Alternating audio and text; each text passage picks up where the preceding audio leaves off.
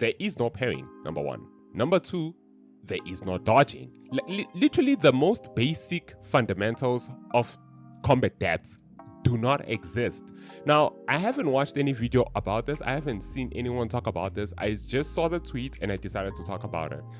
Now, I think you've seen it. I've also seen it. There has been a tweet that has been circulating around, and it's regarding the combat system of Wuthering Waves against the combat system of Genshin Impact. And I genuinely wanted us to talk about that just for a few seconds, you know? I won't waste your time. It's gonna be a few seconds, and let's just dive into that. So first of all, before we even begin with this, we have to first define for ourselves oh my god, this is gold.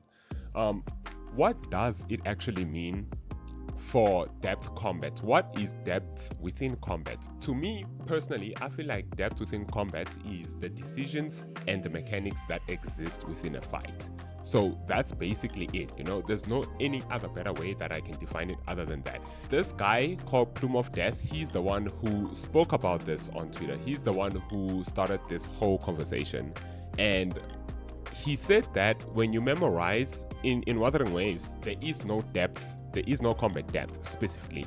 And that's, to me, a very odd statement, because Wuthering Waves is very well known for its combat, you know? It's best known for its combat, you know what I'm saying?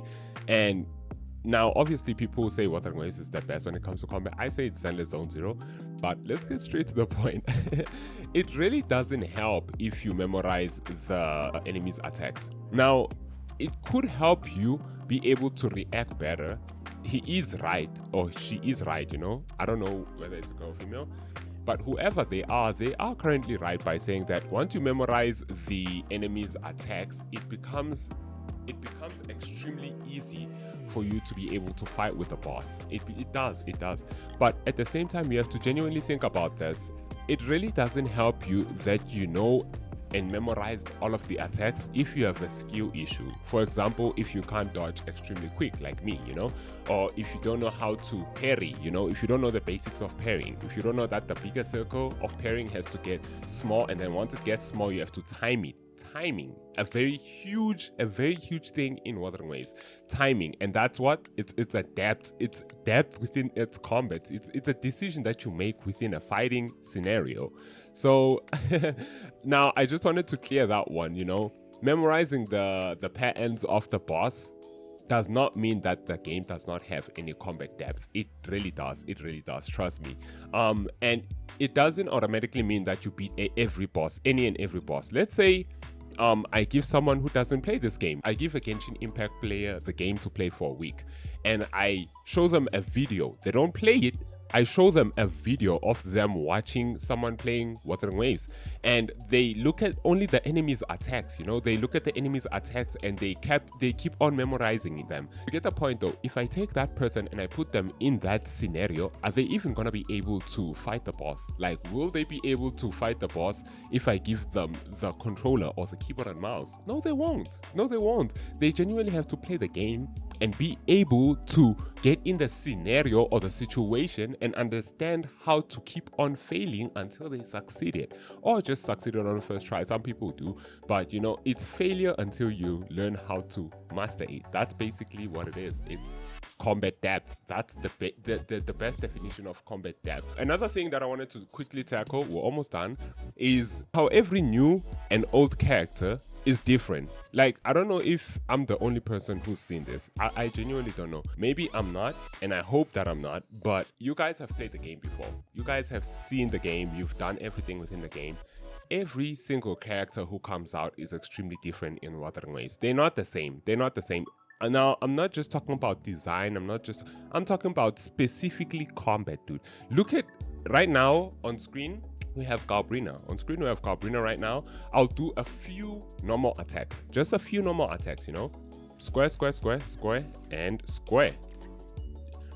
Tell me, how many different types of animations did you see there? And now, before you say, oh, no, it's just animations are part of combat. These animations are part of combat.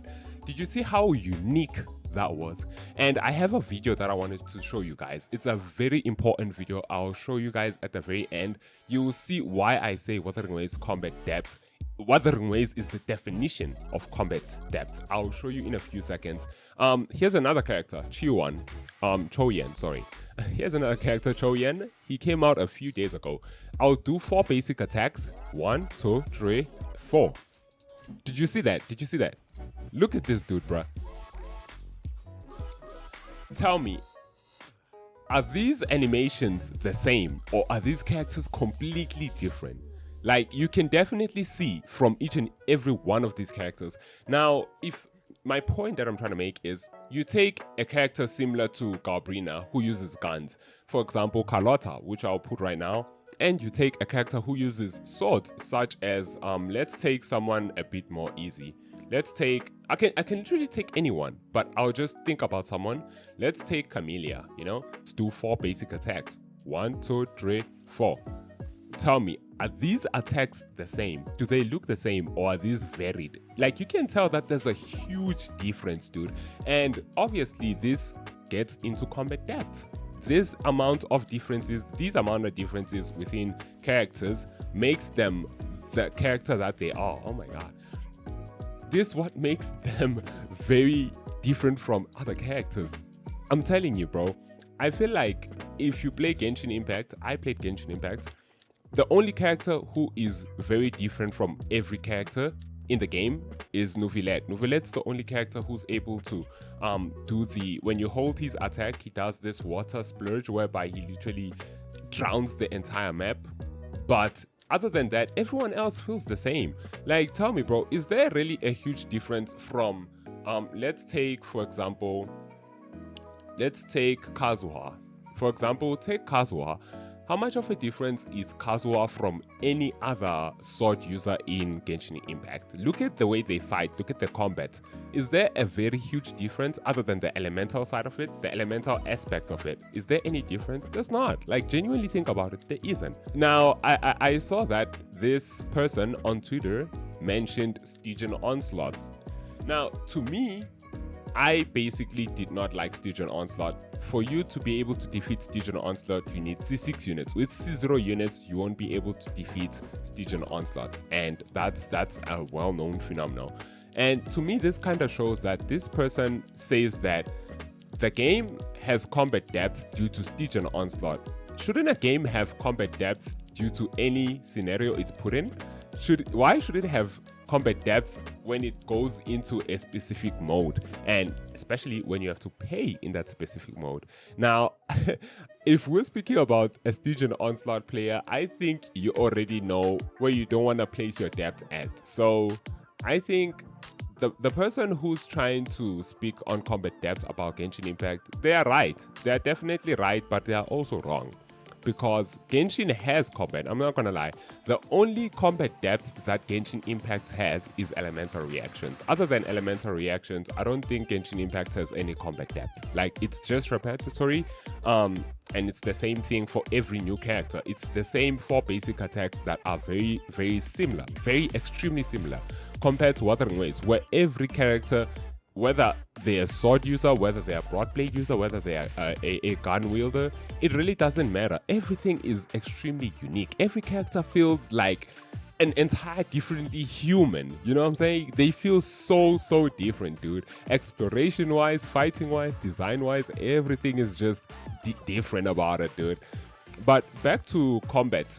Back to the most important part is the combat part. I genuinely wanted to talk about it a bit more before I show you guys the video that I've been promising you guys. In Wuthering Waves, we have a few things that it does better. We have a few things that it does better than Genshin Impact when it comes to combat. And those things being, obviously, number 1 is parrying.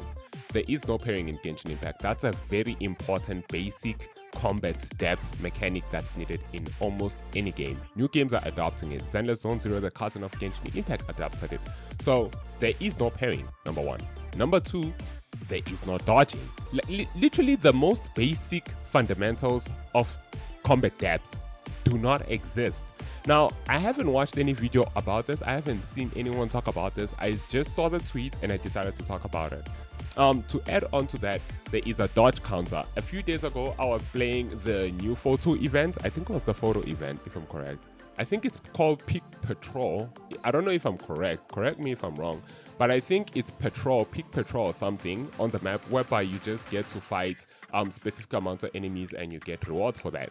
And in one of those fights, they made me fight a enemy whereby I had to dodge counter. I didn't know how to dodge counter until yesterday. So I don't think Genshin has dodge counter. Dude, you can't say the king of combat depth has no combat depth. It's impossible, bro. That's how I view it, you know. It's really impossible. Another few things that I can mention is timing your attacks as well. It really does matter. It's part of the pairing system, like I said before. And then last but not least is team synergy. The intros and outros that we have in Wuthering Waves, they feed into combat depth. And we don't have any of that in Genshin Impact. You swap according to the rotation, basically. You don't swap according to how you need to swap, you know. You swap according to the rotation, how you have to swap, not how you need to swap. So that's a huge difference. And yeah, man, I just wanted to talk about that for a few. Oh my god, the sun is coming out. It's morning. But I just wanted to talk about that for a few seconds. And before I end this video, there is a clip that's very important that I need to show you guys. Yeah, I was in Tough Adversity yesterday and the time was about to run out on me. And I was fighting Flaw using C0 units. I want you to keep in mind I was using C0 units. They don't have their weapons. None of them. Literally none of them. Not even the support has a weapon. All of them have no weapons. You know what I'm saying? They all had nothing on them. They had borrowed equipment from other characters. So I just want you to look at this fight. It was a close fight, a very close fight. I won it by 0 seconds in the very end. And I want you to just look at Flaw reaction to when she's fighting Galbrina. I want you guys to see how much combat depth there is within those, just that split second that I noticed yesterday. Look at this. So obviously I was rotating and this was the final second. So look at the time. There's only 5 seconds left on the clock. There's 5 seconds left and I have my ult. My ult is down. I have no character to currently use right now except for Galbrina. Now obviously I could have swapped to Tier 1 and then but in the moment your heart is kind of beating and you're kind of scared, you know. You just want to finish the fight. And just look how Flaw reacts. You see right now she's kneeling on her legs and I want you to look at the final kick, how she reacts to the final kick and the final blow after I complete Tough Adversity. Look at this.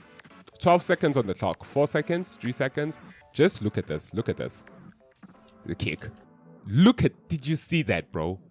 I don't know if you guys saw that. Now, I feel like that's part of combat depth. To me personally, the rotations, the smoothness, the reactions of an enemy to the character is basically the hugest part of combat depth. Enemies in this game, they react to the character's attacks. They really do, you know, and they have they react so extremely well. I remember when you're in the holograms, when you're fighting tactical holograms, and you get to a specific health bar within the enemy, it triggers something that allows them to fight even more aggressive. We don't have that in Genshin Impact. To my knowledge, we don't have that in Genshin Impact. The characters stay the way they are until the very end. They fight the exact same way until the very end. Unless, obviously, it's the Papilia. I don't know if it's the Papilia, if I'm saying it right. The peacock, the green peacock guy, whereby if you burn him or you do an electro, I think, an electro or a pyro reaction, or mix them both, make an overload, I think they get more aggressive. That's the only time I've seen it. But in this game, dude, I want you to just recognize, bro, and I completed it in time, imagine, dude. I want you to just do, those few seconds are extremely, look at this, dude. This is a still frame. Like, I didn't tell these characters to pose in this position. This is a still frame. Look at that, literally, that 1 second, how Flaw reacts to the kick, dude. Just look at this. It's amazing, dude. It's so beautiful. Kick, goes back. Bro, like, dude, are you kidding me? Are you kidding me? So I think with all of that being said, with everything I just said right now, I think I can genuinely end the video on a very, very good note.